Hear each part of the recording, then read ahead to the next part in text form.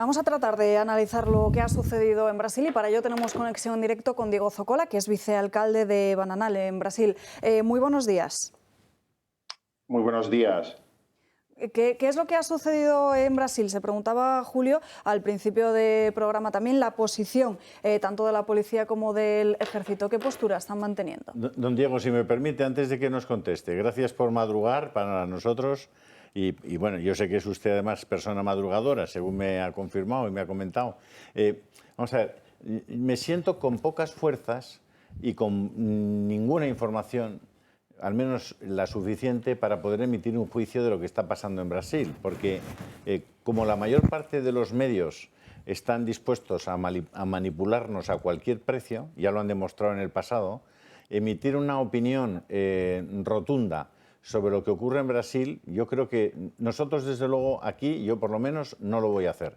Por eso hemos querido recurrir a un político como usted, que está en un pueblo de Brasil y que está viviendo de primera mano las cosas que allí ocurren. Entonces, trate usted de explicarnos desde antes de las elecciones recientes a la presidencia hasta hoy, qué rayos ha ocurrido en un país tan grande y tan importante como Brasil. Bueno, Julio, buenos días. La realidad es que en Brasil hoy tenemos, Julio, un clima político muy inestable y muy polarizado.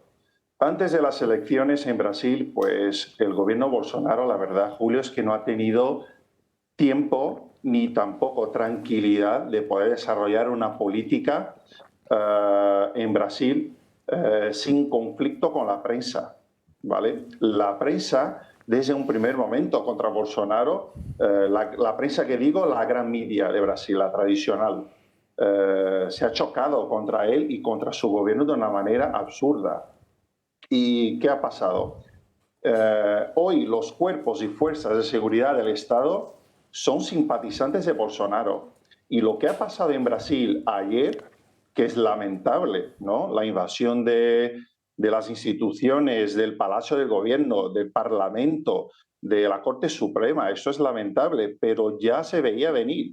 ¿Por qué? Porque existe entre las personas en Brasil hoy un sentimiento de revuelta hacia a la Corte Suprema y a un ministro en concreto, ¿no? El ministro Alexandre de Moraes, que últimamente viene tomando actitudes muy autoritarias, como la censura. Tenemos hoy en Brasil parlamentarios, miembros del Congreso, con sus medios sociales censuradas, que no pueden manifestar sus opiniones.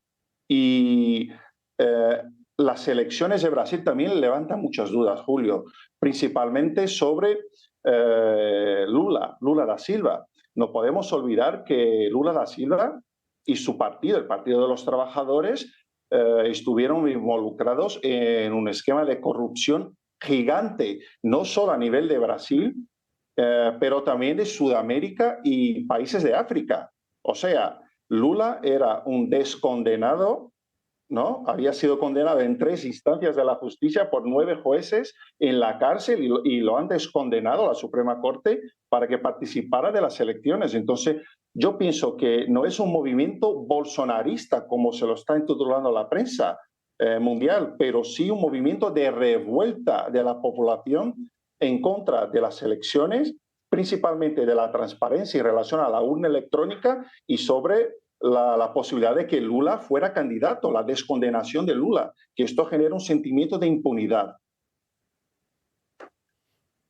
Parece desde luego desde aquí, pensar que acaban de elegir presidente a un señor condenado por corrupción, por haber cobrado al menos 5 millones de dólares, que es tal como manifestó uno de los testigos, pero se habla de decenas de millones de dólares los que entraron en el Partido de los Trabajadores y los que se llevó el propio Lula.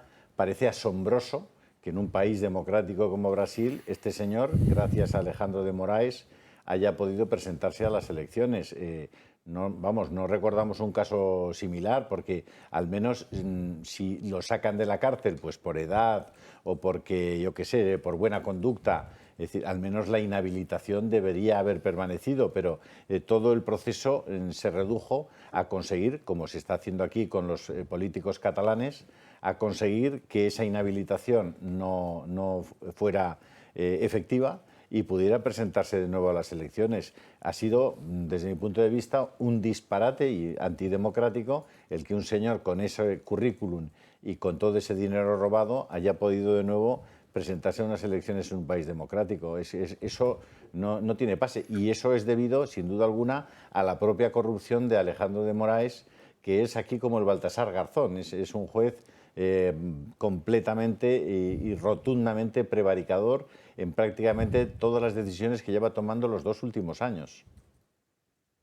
Efectivamente, Julio, lo que sucede en Brasil hoy es que tenemos un desequilibrio entre los poderes muy grande. La Suprema Corte es protagonista total hoy de la política brasileña. El Poder Ejecutivo y Legislativo está sumiso a la Corte Suprema y principalmente al ministro, al juez Alejandro de Moraes. Y la descondenación de Lula es un absurdo. Esto es algo inédito a nivel mundial.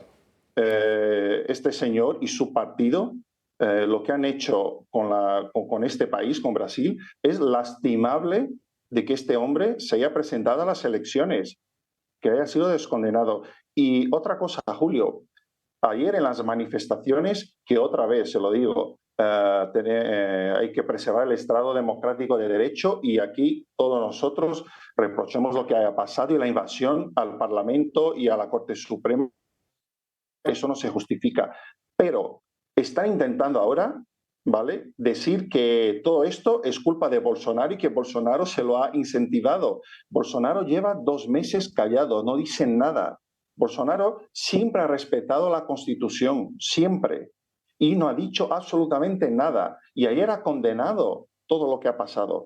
Y ahora el ministro de Justicia, que voy a señalar, hizo toda su vida política en el Partido Comunista de Brasil, entonces ya tenemos una idea de lo que puede hacer este señor.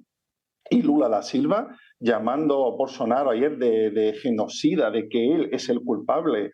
O sea, se intenta ahora politizar las manifestaciones de ayer, pero yo las veo más como un movimiento, un estallido social, una revuelta social por lo que está pasando en Brasil. No se veía ayer ninguna pancarta con el nombre de Bolsonaro, ninguna. Al revés, se veía pidiendo la intervención de los militares, ¿no?, del ejército. Y se lo vuelvo a decir, el ejército hoy, no los oficiales de alta patente, pero los oficiales a nivel más bajo y las policías en Brasil son muy bolsonaristas, ¿vale? No están por el labor no apoyan el gobierno Lula, ¿vale? Y apartar al gobernador del Distrito Federal me parece también un abuso de autoridad por parte de la Suprema Corte tremendo, tremendo, porque no se puede acusarle 1 o 2 horas después de lo que ha pasado de haber sido connivente con los manifestantes, siendo que todos sabemos aquí que las fuerzas y cuerpos de seguridad del Estado están en contra de Lula y del PT, del Partido de los Trabajadores, por todo el histórico de corrupción que hay en el país. Sería como acusar en Washington al alcalde de Washington de los sucesos del 6 de enero, ¿no?, en el Capitolio.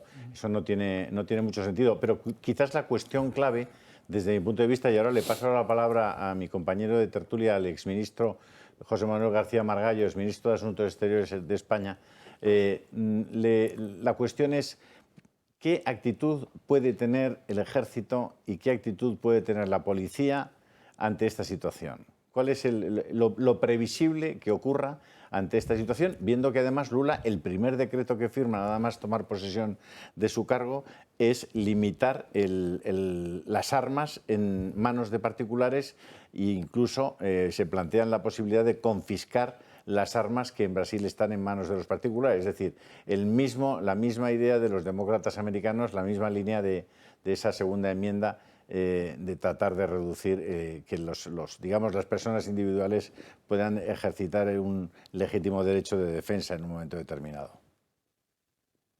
En Julio, yo pienso que en Brasil lo que puede pasar ahora mismo es de que se radicalicen las acciones, se radicalicen mucho más a las acciones del gobierno Lula y de la Suprema Corte. Entonces, lo que se teme, lo que se rumorea hoy es de que esta gente vayan a por Bolsonaro a nivel de pedir su encarcelamiento, la extradición de Estados Unidos. Ya se habla de extradición y Bolsonaro está en Estados Unidos legalmente. O sea, ha entrado allí como presidente y no es un condenado o un buscado por la justicia, en fin, pero ya se rumorea.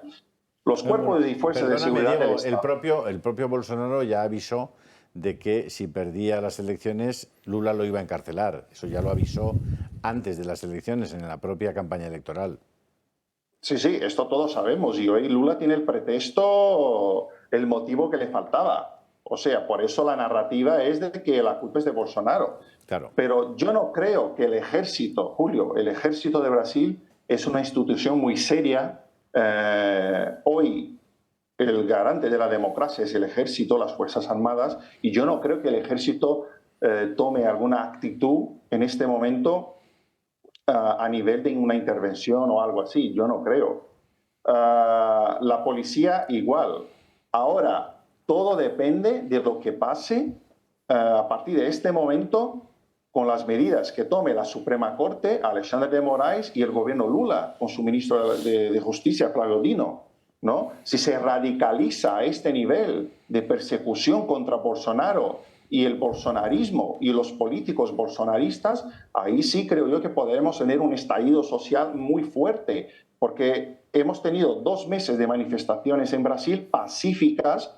No ha muerto nadie, no hubo agresiones a nadie. La gente en las plazas o enfrente a los cuarteles del ejército de manera pacífica, o sea... Eso, Diego, si me permites, eso es alucinante. Es decir, efectivamente ha habido 2 meses en los que no ha habido un día que no hubiera una supermasiva manifestación, pero de esas manifestaciones, en serio, o sea, de cientos de miles de personas. Aquí no ha habido ni una información sobre eso. No ha trascendido nada. Es decir, ese relato que están construyendo hoy de que Bolsonaro es el culpable de lo que ha pasado ayer, lo han comenzado ayer porque ayer les interesaba comenzarlo. Pero eso no encaja con el relato total de que llevamos 2 meses en que Brasil está levantado por millones y millones de personas en todo el Estado. Todo eso se ha ocultado hasta ayer, en el que ya yo creo que cansados de estar por los campos vagabundeando alrededor de las ciudades, parece que ha habido gente que ha dicho, oye, vamos para allá. No sabemos tampoco a ciencia cierta quién ha acaudillado esa operación de ayer, porque en el caso del Capitolio del 6 de enero sí que se ha conocido, y ha habido testimonios en el propio Cámara de Representantes americana y en el Senado, de gente que ha dicho que fueron los Antifa los que dirigieron en un primer momento la entrada en el Capitolio, y se ha identificado a esos Antifa. Incluso el propio FBI parece que estaba implicado en la entrada en el Capitolio. Es decir, que estamos ante un asunto que no es en absoluto simple y digamos que dejar el tema en una frase diciendo, oye, contra Bolsonaro y por el gobierno legítimo de Lula, probablemente es un asunto que no coincide con la verdad de las cosas, ¿no? Efectivamente, Julio. Fíjate que, por ejemplo, ayer no teníamos ningún político en las manifestaciones, ni los bolsonaristas, no teníamos a ningún partido político apoyando estas manifestaciones, o sea, que no hay un trasfondo político. Por eso digo que esto tiene más indicios de un estallido social, como si la gente hubiera dicho, basta ya, es que no aguantamos ya, ¿sabe? Y solo para contestar el tema de las armas, Julio, que se me ha olvidado, en Brasil, Bolsonaro no es un defensor de las armas. Bolsonaro siempre fue un defensor de que las personas tengan derecho a defender su propiedad privada y su familia. O sea, y desde que Bolsonaro asumió el gobierno, año tras año han bajado el número de homicidios, que como usted bien ha dicho, Sudamérica y Brasil también es una región violentísima. Hay muchísimos homicidios y en Brasil han bajado muchísimo en el gobierno Bolsonaro. Fíjate. Diego, entonces, le pregunta Le preguntará a Margallo, seguiremos con este debate, pero tendrá que ser tras una brevísima pausa de publicidad. Nos vamos 2 minutos. Le pedimos a Diego Zócola que nos aguante esta breve pausa y enseguida estamos de vuelta. Ya estamos de vuelta en Dando Caña, vamos a seguir hablando de la situación en Brasil. Seguimos teniendo esa conexión con Diego Zócola. Le doy la palabra ahora sí al ministro Margallo. ¿Qué tal? Buenos días. Buenos días. Buenos días. Para evitar confusiones, diré que yo soy un político extremo centro, de filiación democristiana y por tanto mis simpatías por la izquierda son perfectamente descriptibles. Pero dicho eso, no quiero dejar ninguna duda sobre la opinión que me merece lo que ha ocurrido en Brasil. Que Lula era un señor que había sido condenado por corrupción y que ha estado en la cárcel y ha cumplido condena era perfectamente conocido antes de que se presentase a las elecciones. Segundo lugar, si se ha presentado es porque no estaba inhabilitado y la inhabilitación en un régimen democrático solamente la puede dictar un tribunal aplicando la ley. Por tanto, el aludir ahora al pasado de Lula me parece que no es procedente. En segundo lugar, respecto a lo que ha dicho mi compañero de tertulia, Julio Ariza, al que quiero tanto y con el que discremo tantísimo también, el comparar esto con lo que ha pasado en Cataluña, y esto ya no es para ustedes, para él, es absolutamente, radicalmente falso. En Cataluña lo que se ha hecho es retorcer la ley para poner en la calle gente que había sido condenada. Es decir, ha habido indultos y se ha devaluado la sedición hasta convertirla en desórdenes públicos y se ha devaluado la malversación. En Brasil no ha ocurrido nada de eso. Es decir, Lula se ha podido presentar con el ordenamiento jurídico en vigor sin tocar una coma. Segundo, que sea la Suprema Corte la que dicte lo que es contrario y no contrario a la Constitución, me parece que es un rasgo esencial de cualquier democracia. Y creo que es un flaco favor para los movimientos que están en contra de la izquierda que Lula representa el no condenar con absoluto rigor lo que ha sido un asalto a los tres poderes del Estado, al legislativo, al ejecutivo y al judicial en la plaza de los tres poderes. Yo tengo serias dudas desde luego no coincido en que esto no es un movimiento político, es evidente que a mi juicio estamos hablando de política y todos los argumentos que usted ha dado son políticos, es decir, que el procedimiento electoral no era limpio, que la inhabilitación de Lula era una inhabilitación trucada o maquillada, etcétera. Pero, insisto, yo creo que hay que ser muy serio en este tema. Respecto a que puedan pedir la extradición, hombre, la extradición se rige por las convenciones internacionales, entre ellas las de Viena. Es decir, yo creo que si Bolsonaro tiene inmunidad como presidente todavía, pues no se producirá eso. Eso no me preocupa. Sí me preocupa que esto derive, y la posición que usted ha dicho de la pasividad del ejército y de las fuerzas de seguridad, en que esto termine en una guerra civil que sería una auténtica catástrofe para Brasil, para toda Iberoamérica y para todos los que queremos a ese continente como si fuera nuestro. Pero insisto, mi posición de condena a lo que ha ocurrido es total y no encuentro ninguna justificación a ese tema y creo que le hace un daño enorme a los ideales o a las ideas que ustedes representan. Lo que tenemos que tener en cuenta es que todos los políticos, hasta los bolsonaristas en Brasil, han reprochado lo que ha pasado ayer. Es lamentable. Se ha violado el Estado democrático de derecho, lo que ha pasado en la Plaza de los Tres Poderes. Nada justifica una invasión al Parlamento o a la Suprema Corte o al Palacio Presidencial. Eso no se justifica. Ahora, por eso digo y repito, esto en un primer momento es absurdo alegar o vincular todo esto al Bolsonaro o al bolsonarismo en sí. Yo lo que veo, y se lo digo desde un punto neutro, porque mi partido es un partido en Brasil neutro, yo no estoy ni de un lado ni del otro, es de que esto tiene mucho más de un estallido social, de una revuelta en contra actitudes principalmente de la Suprema Corte de Brasil, extremadamente autoritarias, llevando a un desequilibrio de poder entre los poderes en Brasil y principalmente sobre la conducta del proceso democrático en Brasil.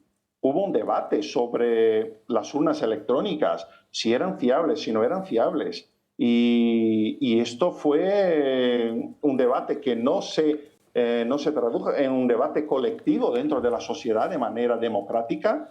Hubo una intervención de la Suprema Corte sobre el tema, sobre el Tribunal Superior Electoral, de que son transparentes, de que son válidos y punto, pero no se aclaró el tema. Y eso genera dudas. Brasil es el único país del mundo que utiliza urnas electrónicas. Tenemos países tecnológicamente muy avanzados que no las utilizan, ¿vale? Entonces, eso genera dudas en una gran parte de la sociedad. Mire, yo he hablado con las misiones diplomáticas allí, no solo con la española, sino con la Unión Europea, y en ningún momento me manifestaron que hubiese dudas sobre el procedimiento electoral. Pero lo que es curioso es el paralelismo entre ese argumento y el que utilizaron los partidarios de Trump, que no estamos hablando de elecciones electrónicas para impugnar las elecciones. El ejemplo ese siempre es claro. Y luego el que la persona, supongamos, Bolsonaro o alguien que actúa en nombre de Bolsonaro a favor de Bolsonaro, no dé la cara, es elemental. Mire, yo tuve la desgracia de estar sentado en el Congreso de los Diputados el 23 de febrero de 1981, en que nos dieron un golpe de Estado, la Guardia Civil, que parecía que no íbamos a salir de allí.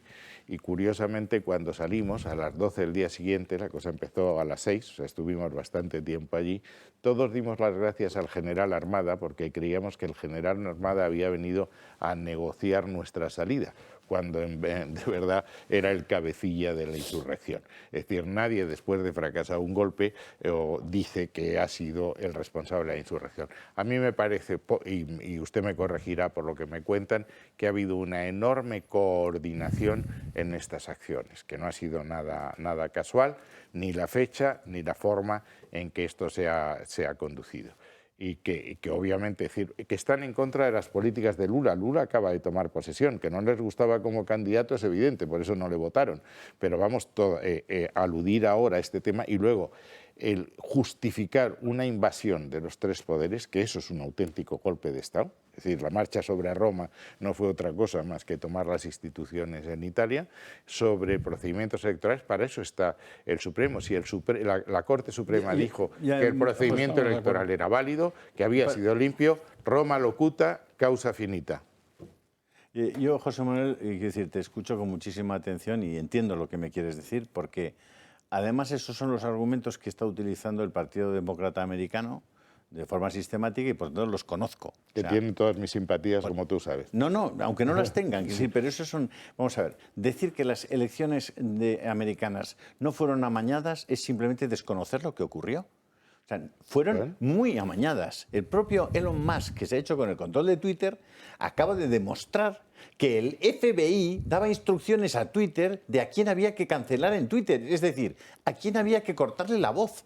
Y se le cortó la voz al propio presidente de los Estados Unidos. O sea, a ver, es decir, que es que no fueron amañadas, fueron amañadísimas las ¿Quién presidía el Senado? José Manuel, las elecciones norteamericanas fueron amañadísimas. Eso que tú dices, pero yo pregunto, ¿quién presidía el Senado cuando decidió que las elecciones eran limpias? Pero si me parece fenomenal. Michael Pence. Si me parece fenomenal. Pero estoy hablando de que se canceló la libertad de expresión. Se impidió que saliera toda la historia de Hunter Biden y su portátil, que era clave para las elecciones porque demostraba la corrupción profunda de toda la familia Biden. Y eso se tapó, lo tapó el New York Times, lo tapó el Washington Post. Y el FBI mismo dio instrucciones a Twitter para que no se pudiera dar ninguna información sobre eso. Eso no es corromper unas elecciones. Es decir, si las elecciones, para que sean limpias y legítimas, tienen fundamentalmente una condición, y es que exista libertad de expresión y pluralidad. Es imposible, o sea, no fueron elecciones limpias, fueron un disparate de elecciones, y lo que hizo la izquierda fue brutal. O sea, podríamos estar, si quieres, cuando quieras, estamos 2 horas hablando de lo que ocurrió en las elecciones americanas con datos.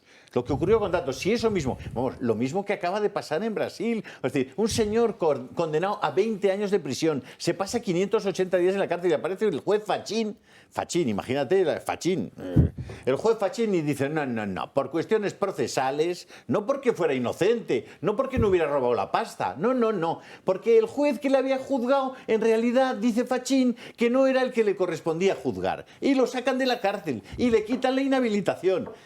Pero se la quita un juez, ¿no? Sí, claro, José Manuel, claro, sí, pero por supuesto. Claro que se la quita un juez corrupto. Bueno, es que Hombre, si ya... es que tenemos de presidente de Brasil a un tío que se llevó la pasta, vamos, por condena se llevó la pasta y parece no interesaros nada ese argumento. O sea, no interesa a nadie nada que el que está al frente de Brasil es un tío que ha robado a manos llenas, que es un puñetero corrupto. De verdad, eso es irrelevante. O sea, lo más relevante es que Bolsonaro, callado durante 2 meses, es el culpable de que ayer la gente se manifestara. Lo está diciendo Diego. Si no se trata de una cuestión política, es que la gente está hasta las bolas de la izquierda que les está imponiendo todo. Sí, ahí está el tema. Esto es intervengo rápido porque sé que tenemos prisa y demás, pero bueno, lo primero, no tenga dudas, ministros, no tengas dudas de que defiendo la Constitución siempre y que desde luego, como decías antes, que puedo diferir de que estoy aceptando que se haga un golpe contra la Constitución. Aquí el que está dando golpes contra la Constitución es el presidente Sánchez en este país, que se está cargando el país, el Estado de Derecho, la sedición y todo lo demás. O sea, que no en estamos cuanto hablando de él, a yo me rupturas, desahogo también. Sí, que hay que desahogarse. Segundo, el tema de, ya lo has mencionado tú, Julio, pero es el tema de Lula. Lula es un criminal que ha estado condenado, pero no solo eso, es que ha trabajado con Podesta, Petrobras y ha organizado unos líos y unas comisiones, ha sido juzgado por ello, y el hecho de que pueda presentarse a las elecciones no implica que no sea un criminal juzgado y sentenciado. Entonces, el decir que qué bien que viene Lula, pero la ley le permite. que viene Lula, que es un criminal... La ley se lo permitía. Sí, muy bien. La ley se la organizaron para que se lo permitiera. ¿Y la población sabía eso, sí o no? ¿Por qué ser tan puristas en este caso y no serlo en otros casos? O sea, aquí resulta que hay que ser súper puristas con lo que está pasando en Brasil, pero el resto de cosas tal, lo dejamos pasar. Y luego, pobreza y desigualdad. Ministro, has mencionado antes que había que tener en cuenta que tuvo que llegar el populismo porque la situación de los pobres en Venezuela y en América... Ortega, he abierto y cerrado comillas. Sí, que tuvo que llegar ¿para qué? Para destrozar a la pobreza. O sea, porque lo que ha hecho la izquierda en América es hacer todavía más pobres a los que ya eran pobres. No tengo la menor duda. Sí, lo ha dicho él también. Estamos de acuerdo en eso. Lo he dicho absolutamente. Lo he dicho con absoluta claridad. Francas me ha oído y ha tomado nota. Y ya para terminar, esto es un problema institucional. Que los métodos que la izquierda utiliza a lo que acentúan es el problema, sin duda, pero que había un problema también. Vale. Pero, perdón, termino. Es un problema institucional porque si la Corte Suprema tuviera más mano para aportar más transparencia a lo que ha sido ese proceso electoral que no está claro, creo que no habría estas revueltas. Entonces tiene también un problema institucional que parece ser que la Corte Suprema no puede tomar más medidas para aportar transparencia al proceso. Pues es una cosa que hay que arreglar, que la arregle Lula, que lleva esto al proceso transparente y que dejamos de tener una revuelta. Pero hay que respetar las revueltas de la gente. Hay que respetarlas. Francia, en este momento, está revoltada contra el problema de la sanidad y están todos en la calle rompiendo todo. Eso ocurre cuando el Estado no responde o cuando hay corrupción o cuando hay gravedad, la gente se revuelve. Y eso no es malo, no es un golpe de Estado, es gente que está harta y tiene todo el derecho a estarlo. Sí. Estamos rompiendo la capacidad de la gente de protestar. Bueno, cuando ha protestado en Nicaragua con Daniel Ortega... Claro. Y están todos sometidos en Venezuela... De 9 años, y ahora, bueno, con 12 años, le denuncia y dice que ha estado... Bueno, perdona, cuando cumple 21, que desde los 12 años llevaba abusada y violada por Daniel Ortega, presidente de Nicaragua.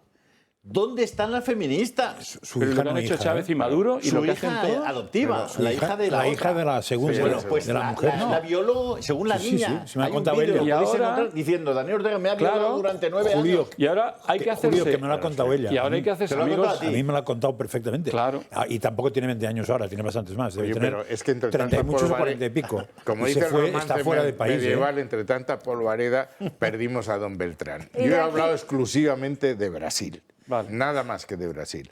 Y si queréis que hable de Venezuela, Nicaragua, también hablo, pero ahora toca hablar de Brasil. Claro. Pero la Corte Suprema tenía los mismos poderes cuando fue elegido Bolsonaro que cuando ha elegido Lula. Luego, sí, que es un fallo. Un fallo de la Corte Suprema. Es un problema institucional. Pues que lo arregla, tienen que arreglarlo, porque si no van a tener esto.